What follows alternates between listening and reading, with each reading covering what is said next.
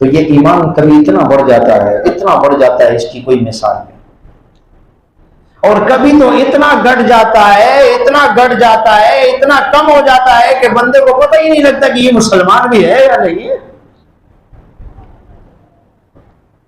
اتنی کمی ہو جاتی ہے۔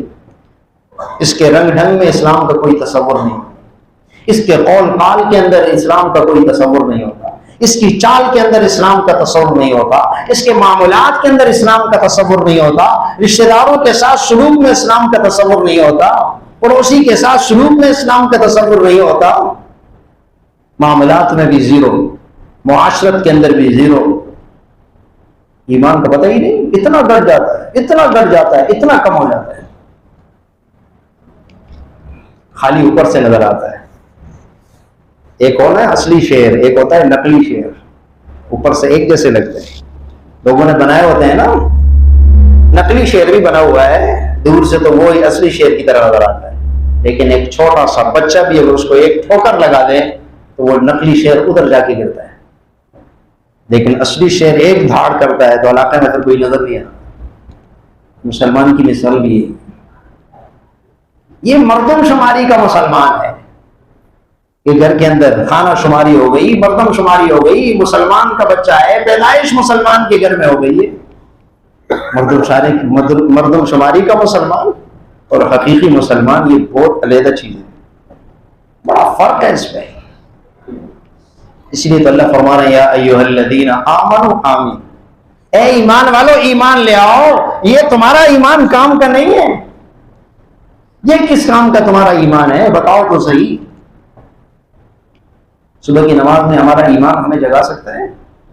پوچھا تو صحیح ایمان سے ہے۔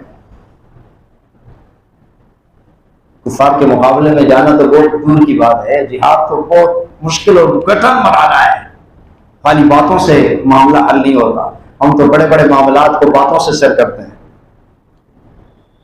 بڑی بڑی باتیں کرنے کا کیا فائدہ؟ کبھی سوچا تو صحیح ہم نے اللہ رب العزت کو راضی کرنے کے لیے کیا کام کیا؟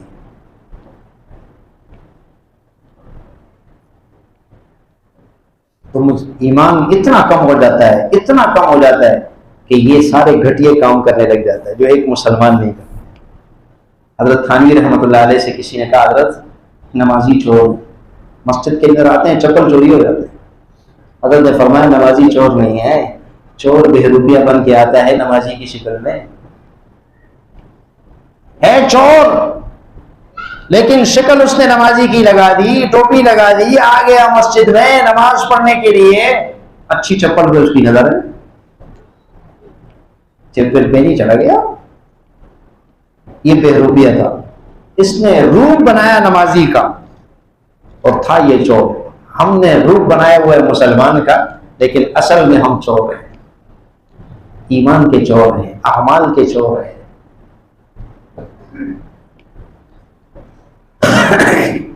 تو فرمایا کہ نمازی نہیں چور ہے، یہ چور نمازی بن کے آیا ہے جو ڈاکہ ڈال کے چلا گیا۔ ایمان تو ایسا بریک ہے نا، تو بڑے بڑے کام خواہشات جب سامنے آتی ہیں، ایمان کی قوت جو ہوتی ہے بندہ اس ایمان کی قوت سے گناہوں کو ٹھوکر لگا دیتا ہے۔ صحابہ اکرام کے واقعات بڑے پڑے ہیں کہ انہوں نے خواہشات کو ایمانی قوت کے ساتھ زیر کیا، اور جب ایمان کمزور ہو جاتا ہے تو پھر یہ دو ٹکوں پر بھی بک جاتا ہے، دو پیسوں پر بک جاتا ہے، یہ مفادات کی خاطر یہ ایمان بک جاتا ہے، جہاں اس کو فائدہ نظر آیا ایمان کو بیچ دیا، 2 پیسے کے لیے، 2 روپے کے لیے، زمین کے لیے، اور بھی بہت سارے معاملات ہیں ہمارے چھوٹے چھوٹے معاملات کے لیے لوگ کیا کچھ کرنے دیں، اپنی آخرت کو خراب کر دیتے۔ سبحان اللہ۔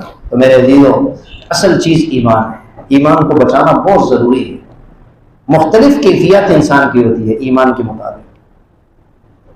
ایک رومی بادشاہ کے سامنے ایک مسلمان، بڑا ہی مجاہد مسلمان تھا، اس کو قید کر کے لایا گیا، بڑا ہی زبردست قسم کا، بڑی لالچیں اس کو دی بادشاہ نے، اور کہا کہ تجھے میں اپنا نائب بناتا ہوں، یہ سارا ملک آپ کے زیر نگی ہوگا، آپ کو ہمارے خلاف لڑنے کی کیا ضرورت؟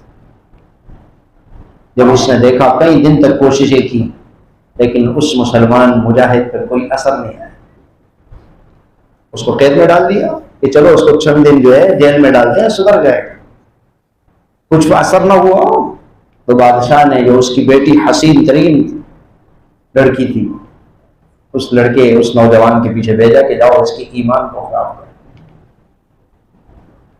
اس لیے کہ کفر کی کوشش ہوتی ہے کہ مسلمان سے حیا ختم ہو جائے، اور حیا آپ کی ختم ہو گئی تو ایمان بھی گیا۔ نبی علیہ السلام نے فرمایا ایمان اور حیا دونوں ایک ساتھ ہیں،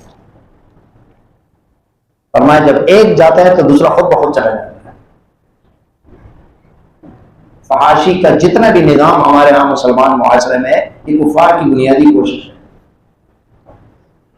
ورنہ تو وہ بھی مسلمان تھے نا،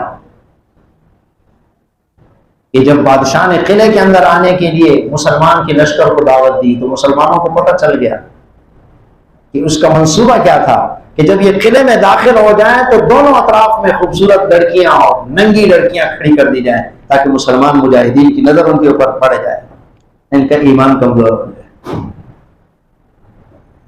تو مسلمانوں کے امیر نے ایک تقریر کی، قرآن کی ایک آیت پڑھی، قل للمؤمنین یغضوا من ابصارہم، اللہ کا اعلان ہے ایمان والے اپنی آنکھوں کو نیچے رکھیں۔